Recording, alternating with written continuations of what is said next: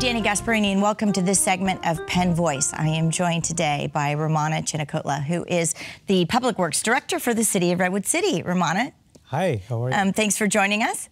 Thank you. So this is a regular appearance with you. We are always wanting to update not only the citizens of Redwood City, because basically what you do in Public Works for Redwood City, a lot of public works offices are trying to do that within their own jurisdictions. And now with a projected rainy season, we want to ensure that we're talking today about keeping our flood areas free of debris to get down to our sewer systems. And so let's kick it off. How do we maintain that our sewer systems are free of leaves and debris and anything that can flow to our bay? Right. So we actually start preparing for the storm season in as soon as our storm season actually ends, which is basically in May. So we actually start our work in the summer. So the first thing we do is we have close to 13 miles of creeks and channels in the city. So we inspect the ones that we have jurisdiction over. We make sure that all of them are free of debris. There's a lot of weeds that grow during the rainy season, so we get rid of all the weeds. There are some channels that are more critical to us than others, like the Bayfront Canal. So we make sure that we clean that. We have to make sure that we also protect the species in there. So it's an elaborate process. We have close to 20 pump stations that we want to make sure that the pumps are working, everything is in good working order. So we do a lot of preventive maintenance on the pump stations. The other portion that residents usually see are the catch basins that are on the streets. So we actually make sure that the catch basins are clean of debris. We have trash capture devices that we've installed on some of our key areas. We have close to 400 of those. So we make sure that all those are clean. So all this activity happens over a period of 4 to 5 months. You know, it's so interesting that you mentioned that, because even interviewing you today, I didn't even think about how that much of the preventative work is done the last day of the rainy season and is all in place prior to the next day or the next rainy season, right. Especially with our creeks and sewer systems. Right. You are the unsung heroes of each city and jurisdiction, in the sense that no one necessarily sees you doing your work. You don't have these fancy uniforms, and yet you're critical to the infrastructure of all of our cities and their functioning. Absolutely, and the staff does a great job of doing all these things behind the scenes. Right. So when the storms do come, we're all ready. Now, the other aspect that our residents can also take advantage of is where the areas, if there are areas that are prone to flooding, we have sandbags available for our residents. So we have close to 7,000 sandbags that are ready to go. They're available at our Public Works yard. And right now we actually have a filling station that residents can come fill their own sandbags.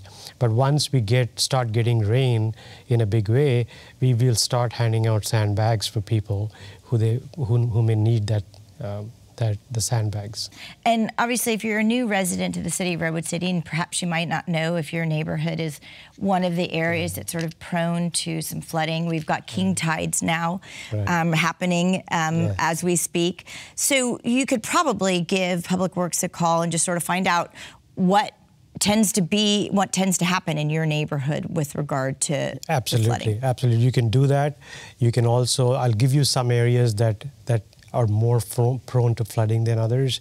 The Bayfront Canal area, which is basically where all the mobile home parks are, that's one area that's prone to flooding. The Fair Oaks neighborhood, the Redwood Village area, and the Centennial neighborhood, these are areas that have been historically prone to flooding due to some of the, because their proximity to the bay.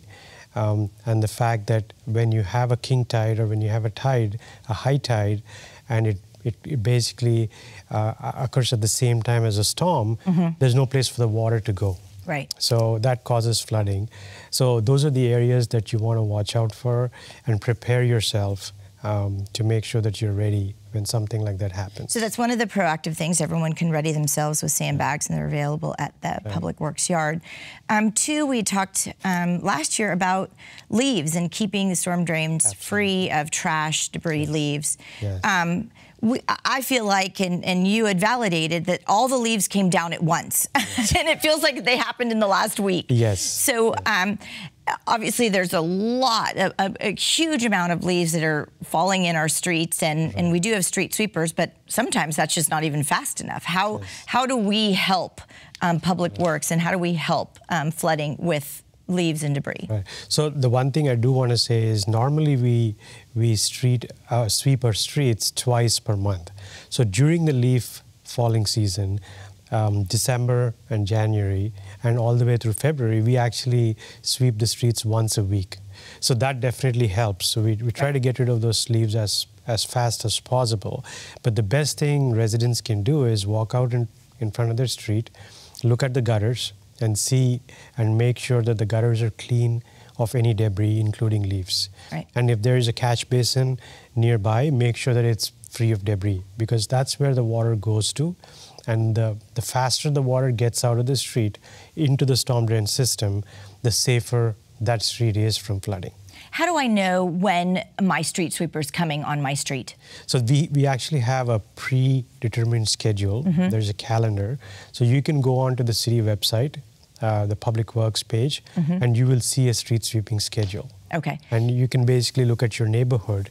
In fact, if you put in your address, it'll actually tell you what your street sweeping schedule is. And well, that's a real easy way to do it. And then I can help with my neighbors to ensure that cars are off the street during that time period and day, so that we really can truly clean the streets of the debris and leaves. Yes, and that's a great point, because a lot of the times you have cars parked on the street, and when the street sweeper comes, if you have a parked car, then it's not very effective in cleaning the leaves out.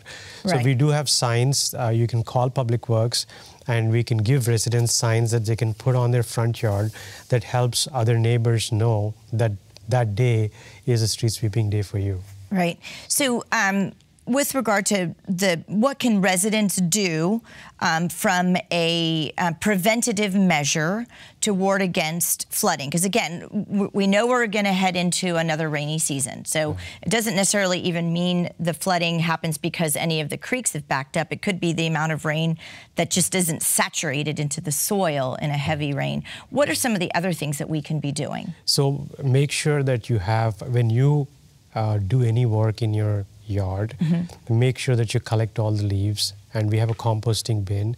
So instead of just making sweeping all the leaves into the street. Collect them and compost them. Right. So that's one great way.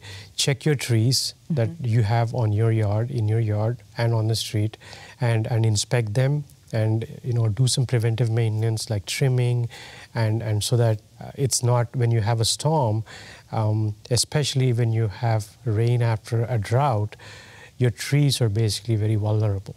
So you want to make sure that you have an arborist or a landscaping company come and check your trees and make sure that they're trimmed properly, so that they don't become a hazard, and they don't basically fall over or have limbs fall down during a storm. Right. So that's one of the things that you can do. Well, I know in Redwood City, we're so blessed to have these very large white oaks, live oaks. Yes. And in drought season, you may not even know that the tree is in poor health because they still produce the leaves. Right. But inside, they're very dry and brittle. So one rain, one heavy wind, and those very large branches can come down. Even if the tree doesn't topple, the branch doesn't. Power lines or roof lines or cars. And we hear about that all the time. So always suggesting to keep everything trimmed in, pruned properly, and if questioned, bring out an arborist to check your tree health. Yeah, and if you notice power lines close to your trees, call PG&E. Immediately, and they will definitely come and look at your tree, and if it's close enough, they will trim the tree.